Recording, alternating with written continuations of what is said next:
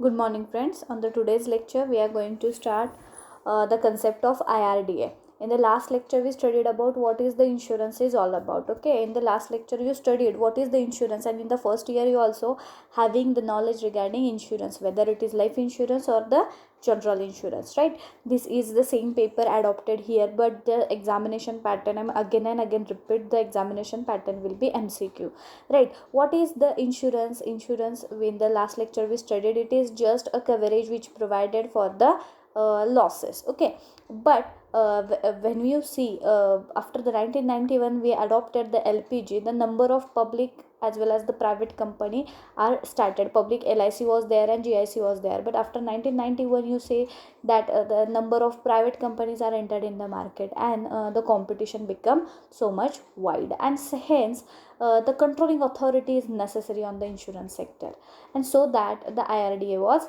established on the 1999. What was the main agenda behind it? तर त्याच्या मागं काय महत्त्वाची भूमिका होती की बाबा इन्शुरन्स सेक्टर आता पब्लिक आणि प्रायव्हेट दोन्हीही झालेलं आहे. आता प्रायव्हेट कंपन्या पण आलेल्या आहेत ज्या तिथे इन्शुरन्स प्रोव्हाइड करतात.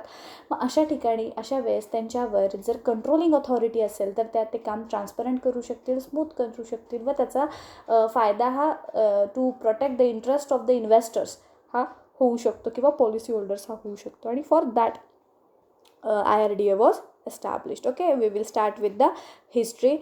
The passage of the insurance, we can say the passage of the Insurance Regulatory Development Authority Act in 1999 can be seen the dividing line of the insurance business in the India.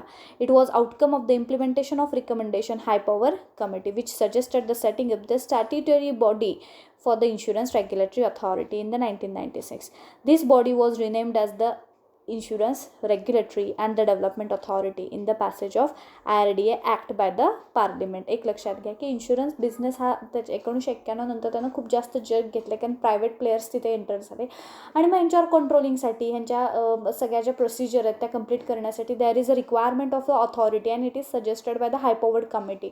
The statutory body is required for the insurance sector, and due to that recommendation in the 1999 the IRDA was established. What was the mission behind the establishment? Is to protect the interest of the policyholders, to regulate, promote, ensure the orderly growth of the insurance industry, and for the matter of connected therewith the incidental thereto.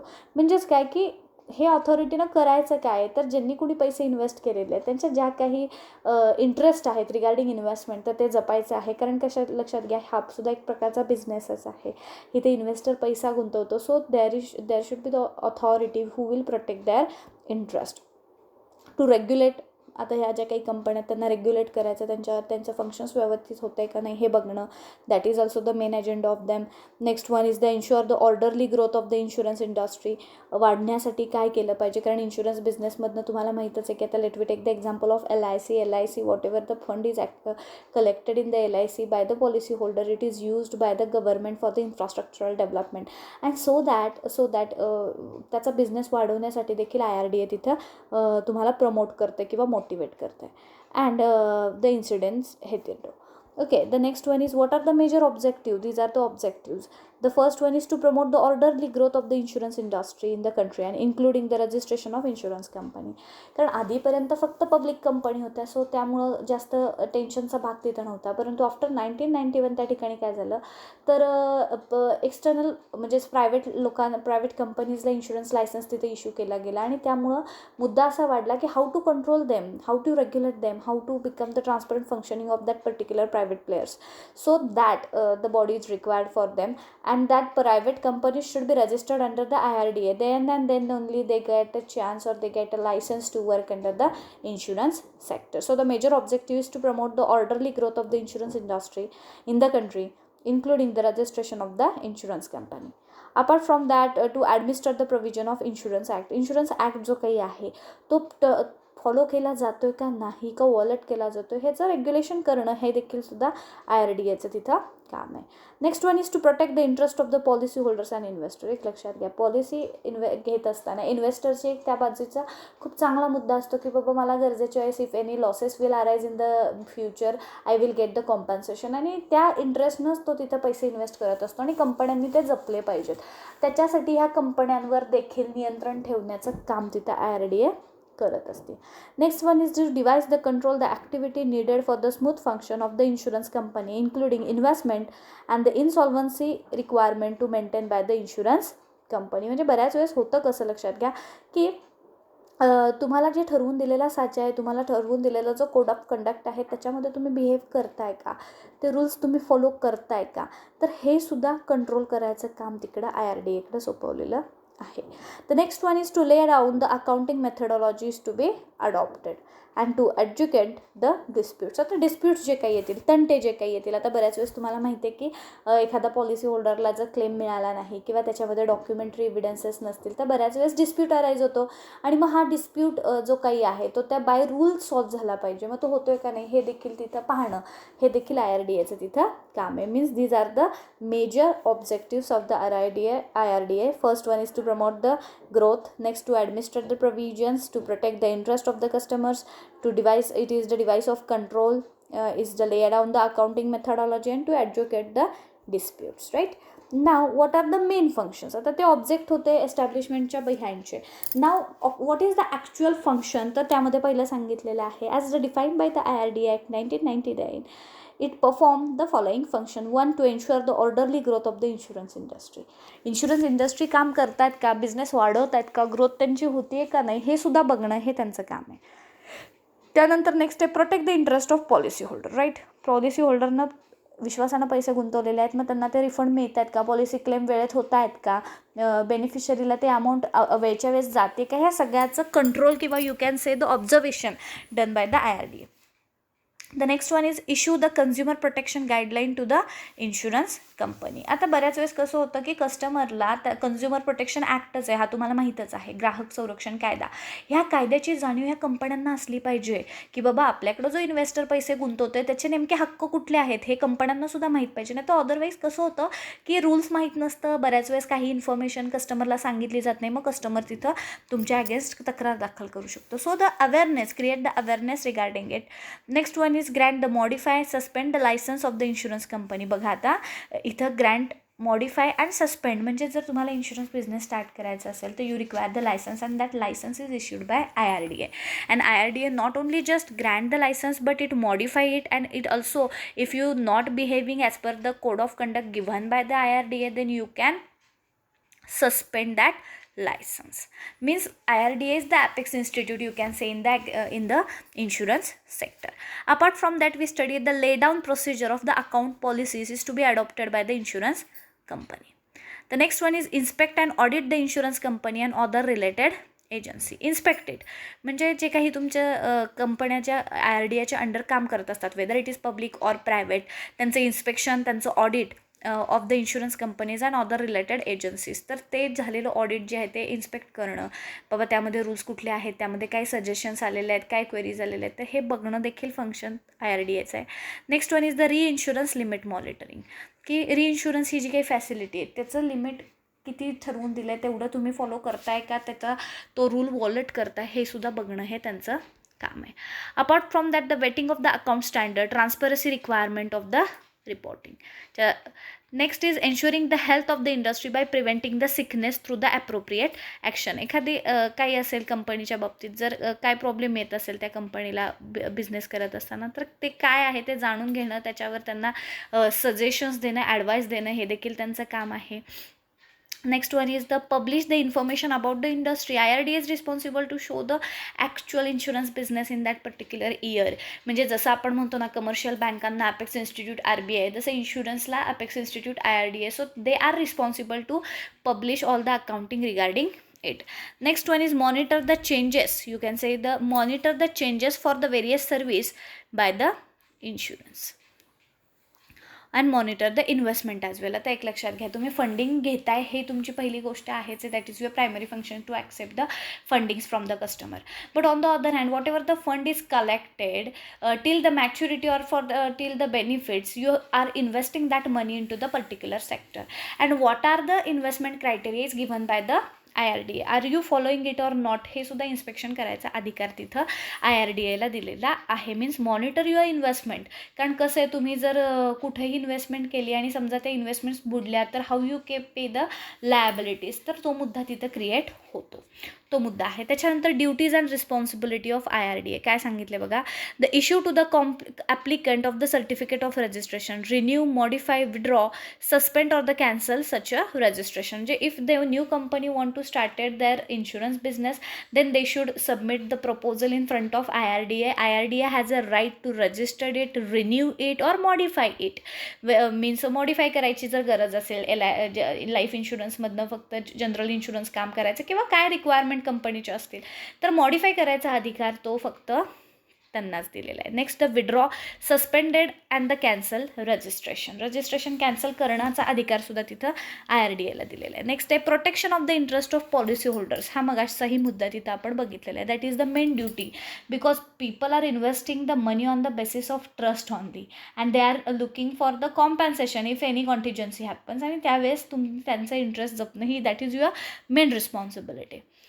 Next त्यांनी काय सांगितलं बघा, the protection of the interest of the policy holder in the matter of concerning assigning the policy, nomination policy holders, insurable interest, settlement of insurance claim, surrender value of it is the term and condition contract of the insurance. म्हणजे एक लक्षात घ्या की जे काही तुम्ही एखाद्या policy होल्डरला claim काय देता, त्यांनी समजा पॉलिसी सबमिट केली तर त्याचं व्हॅल्युएशन कसं करता.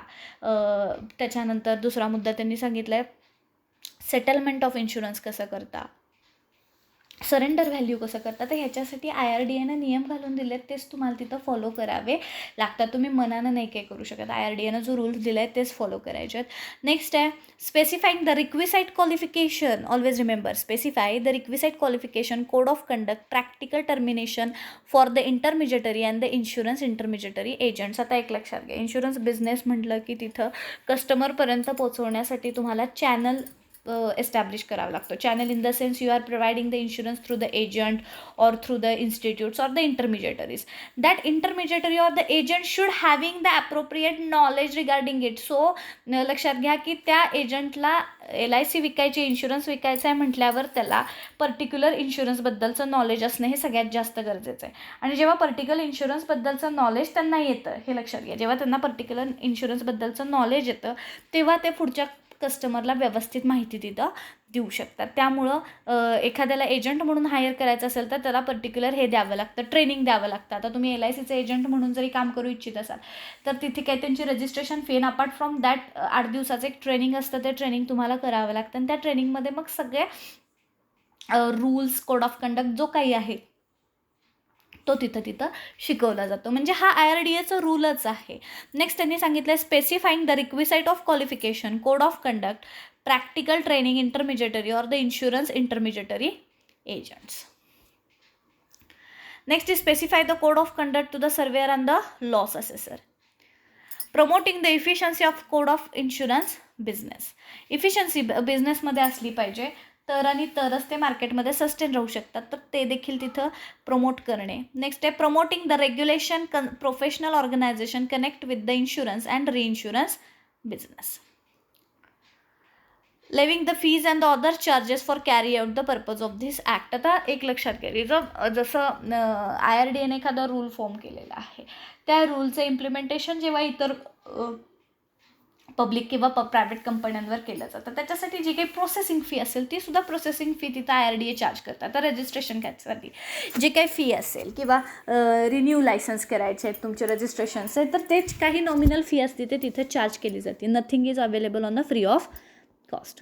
Next one is calling for the information from underlying the inspections of the conducting inquiries, investigations including audit, insurance intermediators and other organization connect to the insurer business. म्हणजे आता इथं लक्षात घ्या काय मुद्दा होतो की ड्युटीज आणि रिस्पॉन्सिबिलिटीज ज्या काही तुम्हाला ठरवून दिलेल्या आहेत त्या तुम्ही व्यवस्थित करताय का नाही, तुमचं बिझनेसच्या बाबतीत तुम्हाला जो रोल ठरवून दिलेला आहे तो तुम्ही पार पाडताय का नाही, ह्याच्यासाठीचं इन्फॉर्मेशन कॉलअप करण्याचा अधिकारसुद्धा तिथं IRDAला दिलेला आहे. हे लक्षात असू दे. म्हणजे IRDA तिथं तुम्ही जे जे काही करताय ह्याचा ब्रीफ रिपोर्टसुद्धा तुमच्याकडनं मागवू शकते ॲट एनी पॉईंट. त्यामुळं तुम्हाला ते सगळं फॉलो करणं हे गरजेचंच आहे. त्याच्यानंतर stipulation regards to the settlement of claim. आता IRDAनं जे काही रूल्स दिलेले आहेत त्यामध्ये तुम्ही काय बघता की क्लेमशी रिगार्डिंग शक्यतो जे काही रूल्स आहेत ते खूप जास्त महत्त्वाचे आहेत, ज्यामध्ये IRDA regulate had been done the following stipulation regarding to the settlement of case. All the requirement is needed under the death claim or to be sought in a one insurance. Admit or the repudiate claim on the 13 days. All the investigation needed to the complete in a 6 month. आता बऱ्याच वेळेस कसं होतं की पॉलिसीचा claim द्यायचा आहे, एखादा माणूस तिथं डेड झालेला आहे तर त्याच्या फॅमिलीला त्याचे बेनिफिट तुम्ही किती दिवसामध्ये देताय की ते जेणेकरून बाबा लोकांचा एक विश्वास बसेल की बाबा माणूस गेल्या त्याच्या मागच्यांना पैसे LIC मार्फत मिळाले. तर हे सगळं तिथं फॉलो केलं जातं. It is not only regarding to the general, पण आता हेल्थ इन्शुरन्सच्या बाबतीत असू दे, त्या माणसाचं क्लेम सेटल कधीपर्यंत होतोय. एखाद्या केसमध्ये समजा इन्व्हेस्टिगेशन असेल, आता बऱ्याच वेळेस तुम्ही बघता की एखादी केस असते ती आत्महत्येची किंवा मर्डरची असते, त्यामध्ये पोलीस कन्फ्यूज असतात की it is murder or it is suicide. अशा वेळेस इन्व्हेस्टिगेशन बसतं आणि इन्व्हेस्टिगेशनमध्ये जे काही प्रूफ होईल त्याच्यावर क्लेम आपण देणार असतो. मग दॅट इन्व्हेस्टिगेशनला require huge time, but according to IRDA काय सांगितलेलं आहे, all the investigation needed to complete in a 6 month. Interest at the 2% over the bank rate of the payable in the case of delayed settlement. बरोबर आहे, कारण काय होतं तुम्ही जर कशाच्या नावाखाली जर पेमेंट्स करत नसाल, क्लेम करत नसाल, तर तुम्हाला त्या कस्टमरला तिथं इंटरेस्टसुद्धा द्यावा लागू शकतो. हा देखील रूल IRDAनं तुम्हाला सांगून ठेवलेला आहे. आता ही ऑथॉरिटी काय असती, तर कोण कोण अपॉइंट असतं, तर तो मुद्दा त्यांनी सांगितलेला आहे. As per the section of 4 IRDA 1999, the insurance regulatory development authority which has constituted by the act of parliament. The authorities consist of 1 chairman, 5 all-time member and 4 part-time member, and all are appointed by Government of India. Always remember, एक chairman असतो, 5 फुल time आहेत आणि 4 part time तिथं members आहेत, आणि हे सगळे जे आहेत हे गव्हर्मेंट ऑफ इंडिया तिथं हायर करते. तर हा मुद्दा आपण बघितलेला आहे. फंक्शन्स, त्यांचे ड्युटीज, अँड इट इज आपण काय म्हणू शकतो, it is the apex institute. So you should think about what are the real responsibility, what is the actual function of the IRDA as a apex institute, and major objective behind it to the establishment of the IRDA. Thank you so much.